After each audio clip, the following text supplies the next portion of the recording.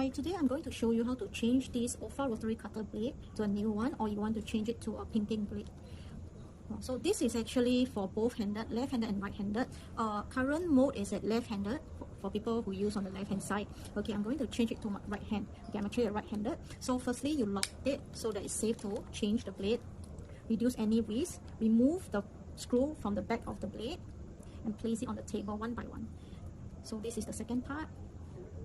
And then the third. Okay, so you just have to place it on your palm, okay, the blade, and flip your cutter to the other side, okay, while you're changing the sides, and then you place back the parts that you have removed.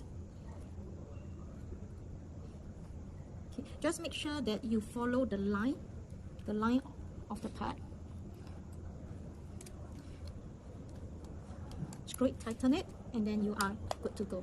Right. For cutting off fabric, you can actually invest on a safety ruler.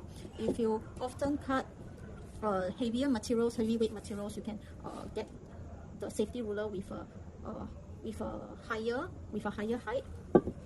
And this is actually more for portable. There's a different length, and then you can cut it very safely.